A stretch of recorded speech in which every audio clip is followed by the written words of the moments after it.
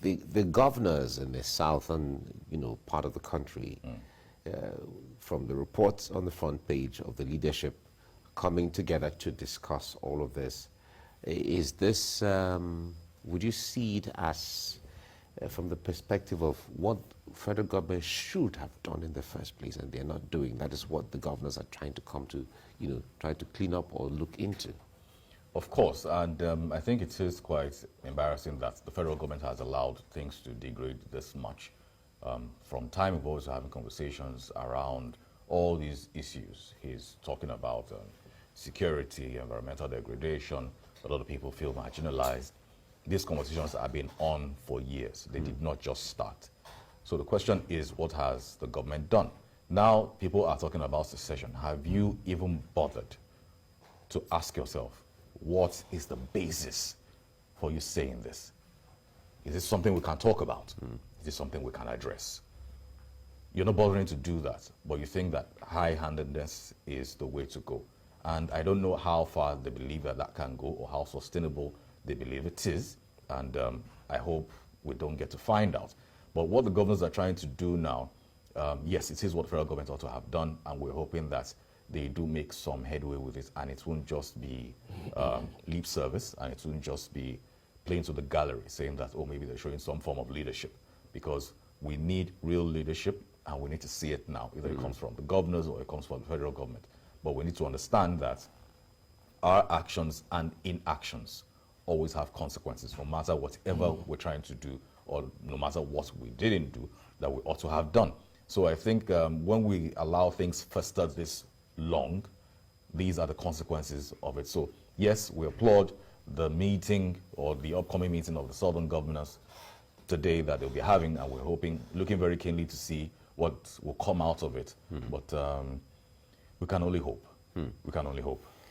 All right. Now, at this point, Dr. Kayode, where a lot of people say that the military is already overstretched with trying to handle issues in the northwest, in the northeast, and then in the north central, and also now partly also in the southeast. And then the police originally have been overstretched, in fact, with all of the issues, not only in banditry and kidnapping, there are other armed robbery and other issues, generally. Do you think the government has the capacity to handle all of these agitations in different parts of the country at the same time? In the first instance, idiocy of government has led to this. Not until, like I said all the time, not until when they decide to come together and do things accordingly, this overstretching will still be there. Go out there, you will see private people going around with retinue of police officers, military officers. For what purpose? Are they supposed to be doing that? Go to Ikeja. Even come to Alagbole, Ajuakute, as remote as those areas are claimed to be, you will see civilians with policemen. You will see civilians with military going around with them. For what?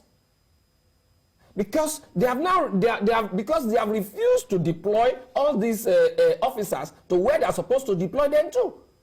That's why we're experiencing this. That is one. Two, where have they put the use of technology? I mean, that's another area. The use of technology.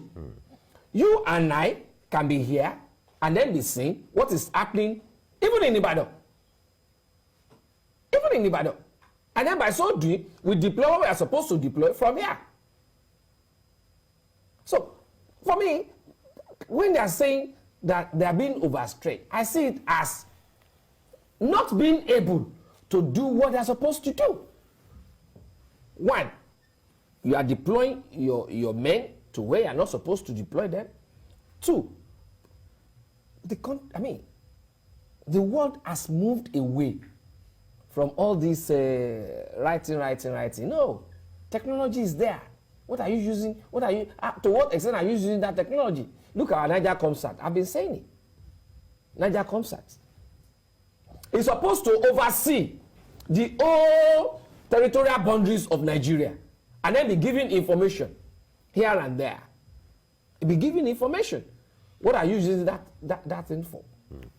Well, listen to this. Let your telephone be stolen. The NIGECOMSAT was set to be a satellite that is supposed to help in weather and help in environmental related, and agricultural things and all of that. Not necessarily only. What I'm saying is, even though at that, NIGECOMSAT, is it not about satellite? What is it supposed to do? Is it not supposed to get the satellite imagery of Nigeria? Of the environment within Nigeria? Then when you now get the satellite imagery, won't you be seeing movements? Won't you be seeing those carrying arms? Won't you be seeing those that are committing heinous crimes? So what are you using those images for? That's the big question. What is our security people using those images for? What kind of synergy are they creating between our military men and NIGECOMSAT? What kind of synergy are we creating between the military men, the police, and even the local people? Look at this. Stop taking personnel, especially the police, to areas whereby they don't understand their culture and their language. It's just like taking an Ekiti man to Maiduguri as the DPO. What do you think will happen there? He doesn't understand their language, he doesn't understand their culture, he doesn't understand their habits, he doesn't even understand their sociological perspectives. But take an Ekiti man as DPO to somewhere like Ilesha, to somewhere like Ibadan, to somewhere like Ilorin, to somewhere like Oshogbo, you will see such a person performing and then using lesser men because he understands the terrain, the language, the culture, and the sociological perspectives. But when you decide to, because you want to muzzle some people up, you want to show that, yes, instead of me addressing this issue, I want to show power, like he said the other time. You now bring somebody from Sokoto who doesn't understand ordinary Yoruba, talk less of dialect, to Ekiti State, to go and be the DPO, or to go and even be the Commissioner of Police. What will he do? No, but the point there is, it is expected that one way or the other, he's not the one roaming the, manning the streets as it is. He has people who are under, who understand the language and who bring him information. It's administrative. It is only when you understand the perspective of some people that you will be able to also analyze the report being given to you. Without you understanding, we report are you going to analyze as a leader? Okay. How will you be able to deploy your people as a leader? So a leader must be able to understand his terrain properly before you can lead. All right. It's just you don't understand a set of people and you say you want to lead them. How will you be able to lead them? Okay. Now, Dipo, on the other hand, there was analysts that raised an issue recently, and I was looking at it. When there are national issues, all these social-cultural organizations, you will hear comments from them one way or the other. And sometimes, many of those comments, a lot of it sometimes create even more tensions, because they are not government, they are not state actors, but they are there too. Someone was saying, what would it look like if an organization like Ohaneze Ndigbo or PANDEF or Afenifere or Arewa Consultative Forum, as the case may be, calling for a national meeting of they themselves to say, okay, away from government, you and I, us, let's sit down and talk about these issues that make you agitate so much, make me agitate so much, make all of us become so. What do you make of that? So the question I would ask is, to what end? Because you end up having a conversation, and then do you have the power to act on it? Because for me, in Nigeria, we've had too many conversations. We've talked and talked. We've been doing that on this program for many years. One can't run away from the fact that these organizations sometimes have some subtle influence on the leadership. Yes, they do. But like I said, the question is, even conversations that the government have been part of, what have they done about it? We have several conferences, several reports that have come out that people have put together. What have they done about it? So for me, I believe that we should move past the level of talking to the level of acting, because the truth is there is nothing new that any national conference will reveal now that hasn't been revealed in the last 4 years, that hasn't been revealed in the last 8 years or the last 10 years. The question is, the people in charge, the people who have the power to act on it, are they interested in doing that, and are they going to do it anyway? So for me, I believe that that's where we should focus all our energy at, and not just saying that we want to have conversations. Fine, they will have conversations, and then it will give them more influence, to give them more clout, to give them a bigger presence on the stage. But the question is, after those conversations, where do we go from there? Because that is the most important thing. Where do we go from there? Do we just leave it at the level of conversations? Because like you said, they are non-state actors. So they can only prefer solutions, but they cannot act on them. In the past, where you have state actors, the people who have the constitutional right and authority to act on it, they haven't acted on it. So even if you say you're bringing them on board to come and have these conversations now, how long are we going to keep going around in circles? How long are we going to keep doing the same thing and expecting the same results? So I believe that we've got to the level where we need to put a lot of pressure on government to see that they act on these things.